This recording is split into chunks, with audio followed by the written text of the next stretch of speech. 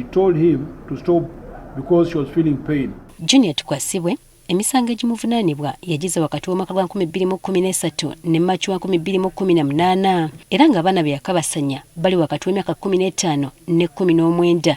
Alleged victim was below 18 years at the time of the offence. Ekyewuunyisa Mulya Butono agenda okwekakatika ku mabujje gano yasookanga kubalagira bamira obuweke obuziyiza okufuna embuto. Wabula eky'omukisa abaana bano baasangibwa nga tebaasigibwa kirwadde kya mukenenya.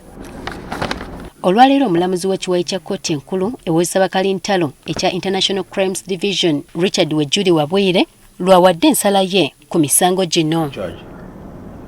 Ono ategeezezza nga bwe yeesigamye ku bujulizi obuzze bukuŋŋaanyizibwa okuva mu 2019 mu jjula bitayidde ono lwe yakwatibwa. Omulamuzi wa kkooti eno Richard Wejuli Wabwire ayongeddeko nga tukwasibwa ono bwe yaladdukanya ekitongole ekirabirira abaana nga tekimanyiddwa mu mateeka ekya Educator Child Street Children Uganda mu kitundu ky'Eggaju Cell Nyabikoni Ward mu disitulikiti y'e Kabale ng'afuna n'obuvujjirizi okuva mu Bungereza ne mu America nga tebuyise mu makubo matuufu. Kati okusinziira ku bujulizi bw'abantu 9 ku bawala 12 abaakabasanyizibwa, 5 be basobodde okuwa obujulizi mu kkooti obulumiriza tukwasibwa ono. Without her consent or with her consent. Kati tukwasibwa ku misango 13 gimuvunaanibwa, omulamuzi amwejjerezaako emisango 7 wabula n'amusingisa emisango 6 okubadde ogw'okwekakatika ku mabujje, okukusa abantu, okuddukanya ekifo ekirabirira abaana nga talina lukusa, kw'ossa n'emirala. I find the accused person guilty of rape contrary to sections 123 of the Penal Code Act, Cap 120, in respect of count 11 and convict him accordingly. 5.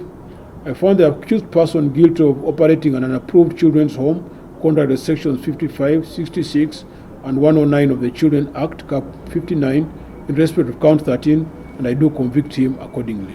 Agamba nti obujulizi obwaleetebwa oludda oluwaabi nga lukulembeddwamu omuwooleza wa gavumenti Joseph Kyomuhendo buzze nga buluma omuvunaanwa ono.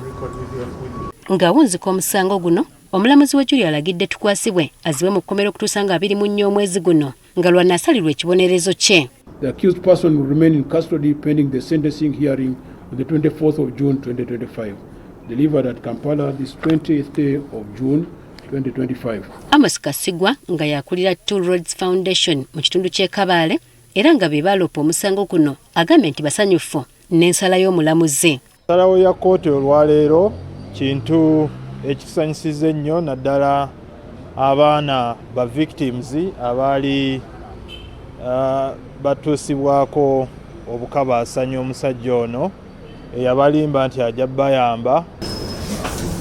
Jennifer Kabale agafeeyo ku Spark TV.